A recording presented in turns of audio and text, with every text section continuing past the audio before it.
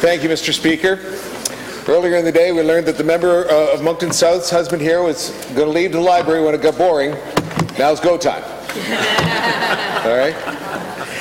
Before I start, Mr. Speaker, I would like to say hello to somebody special just quickly. My mother, and I've talked about her many times in this house, is 95, and her name is Fran Steeves, and she went into the hospital on Sunday with a heart attack.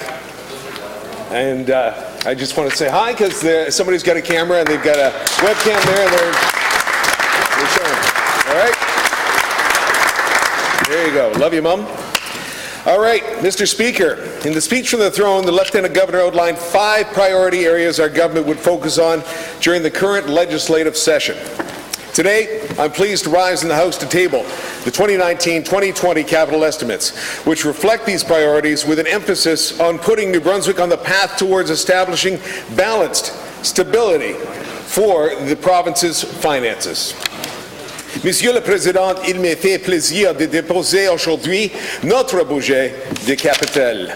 Ce budget nous aidera à atteindre nos objectifs financiers tout en investant dans les projets qui sont prioritaires. Over the last decade, a large contributor to our fiscal solution and situation was a level of capital spending by successive governments that is simply not sustainable. While this spending helped stabilize a weak economy coming out of a worldwide fiscal crisis, we have failed to curtail our infrastructure spending as the economy started to improve. This has been a large factor in the near doubling of our net debt.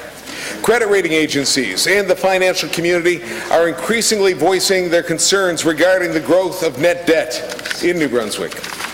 With net debt projected to surpass $14 billion this year, the average New Brunswick household share of net debt has surpassed $40,000 per household. Left unchecked, continued growth in net debt will lead to rising debt servicing costs. Nous devons reprendre le contrôle de nos finances et contrôler notre dette. This could be further exacerbated should New Brunswick face higher borrowing costs resulting from a downgrade in our credit rating. Coupled with a rising interest rate environment, the possibility exists that borrowing costs may take even a larger share of the provincial budget. Under these circumstances, it is our collective responsibility to act quickly to restore balance to our finances and to halt the growth in net debt. In a recent commentary in the Telegraph Journal, Donald Savoy highlighted the importance of working together and embracing fiscal discipline. He notes that facing these challenges transcends partisan politics, reminding us that Jean Chrétien, Roy Romano, and Frank McKenna were all champions of fiscal discipline. Mr. Savoy also pointed out that they all knew that essential public services and good government are tied to fiscal stability. With these considerations in mind, the 2019-2020 capital estimates are a step on the way towards achieving fiscal sustainability for our province. Heading into this year's budget process, departments were asked to prioritize their projects by considering what must be done, what could be deferred, and what could be cancelled. During these deliberations, emphasis was put on focusing on priorities, recognizing needs over wants, and achieving value for money, delivering a capital budget the people of New Brunswick can afford. Les décisions d'aujourd'hui n'ont pas été faciles à prendre, mais elles sont nécessaires. I commend my cabinet colleagues and officials in their respective departments for their efforts in support of this process. Total capital spending for the upcoming fiscal year is projected to be $600.6 million. Nos dépenses en travail pour cette année seront $600 million. Managing capital spending to this level is an important first step towards achieving sustainability in our finances. With the 2019-2020 capital estimates, we're creating the conditions to not only slow the growth of net debt, but also to start reducing it. Further details will be provided by my cabinet colleagues when they present their departmental estimates. Mr. Speaker, New Brunswickers expect that their children will attend a school that is safe and healthy.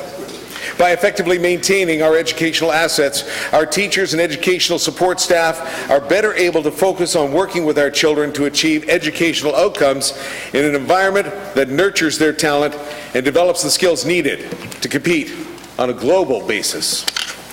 The investments being made in our educational assets are focused on completing the construction of new schools, continuing midlife upgrades, and ongoing maintenance of our schools.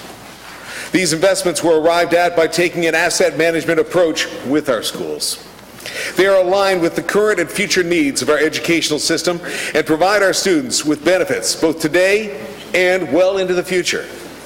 These investments also provide the added benefits of extending the useful lives of our schools and providing long-term savings for our province. Monsieur le Président, l'éducation est une priorité pour tous et nous allons continuer d'investir dans ce secteur. Mr. President, our government will invest a total of $60.2 million in our K-12 infrastructure. Mr. Speaker, with an aging population, the demands on our healthcare system continue to rise. Le secteur de la santé est très important pour notre gouvernement et pour tous les jeunes de Nouveau-Brunswick. This makes it increasingly important to continue the important investments in projects currently underway if we are to maintain a quality and accessible healthcare system for New Brunswickers. Families expect no less. In 2019-2020, our government will invest $123.8 million in our healthcare infrastructure.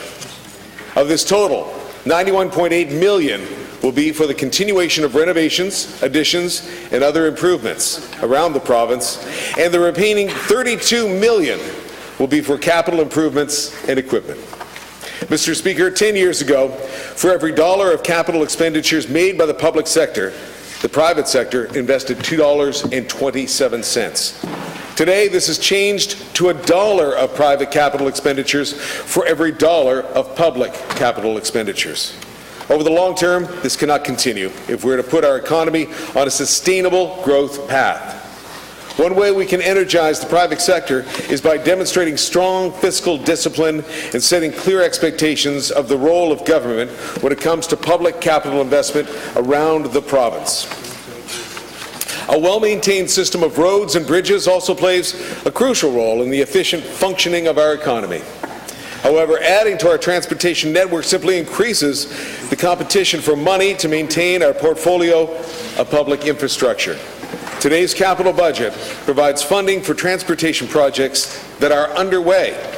However, the primary focus will be on maintaining the existing network of roads and bridges. Nous allons investir dans les routes et les projets qui existent déjà. Nous devons maintenir ce que nous avons. Mr. Speaker, today's capital budget will see $321.1 million invested in our transportation assets around the province.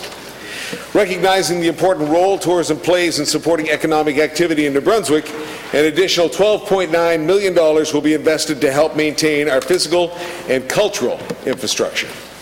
Mr. Speaker, today's budget establishes a sustainable financial path forward when it comes to effectively managing our public infrastructure. However, to truly achieve fiscal sustainability, we must take a long-term view when considering our priorities. Included with today's capital budget is a multi-year capital plan that shows a path forward to a level of capital investment we can afford as a province. By making these decisions today, and outlining a plan that shows continued fiscal discipline, we're being transparent in identifying the necessary steps required to reduce our net debt and to mitigate the risk of increased debt servicing costs during a period of rising interest rates. This approach relies on applying asset management principles to our public infrastructure. In doing so, we'll be focusing on the ongoing maintenance of our existing capital stock. By effectively maintaining what we have, we'll be better positioned to avoid higher repair and maintenance costs in the future. This is why, for the first time, we are releasing a 5-year capital plan that clearly shows to New Brunswickers, the private sector, and the financial community that government will continue to act in a financially responsible manner. Notre plan de 5 années démontre notre sérieux à gérer nos finances de façon responsable. Mr. Speaker, over the last decade, successive governments have invested significantly in our public infrastructure. While this helped support the economy when it was struggling, it did not lead to long-term sustainable economic growth. By its very nature, a boost in infrastructure spending provides a temporary lift in economic activity and should be done strategically to provide support during an economic downturn. However, this comes at a price that's often paid by future generations. Les décisions que nous prenons aujourd'hui auront un impact sur nos enfants et nos petits-enfants. We have seen our net debt nearly double in 10 years, and our spending on capital infrastructure is a large contributor to this increase. If we continue to borrow to the extent that we have over the last decade, interest costs will take an ever-increasing share of our budget. Our government would rather see these dollars spent on the delivery of frontline services rather than making interest payments to investors who don't even live in New Brunswick. By acting now and exercising fiscal discipline, we can avoid this outcome. In fact, the plan I've outlined today will help put New Brunswick on a path of sustainable finances and is an important step towards reducing net debt in the province sooner rather than later. Future generations are counting on us, Mr. Speaker. Thank you, Mr. Speaker. Merci, Monsieur le Président.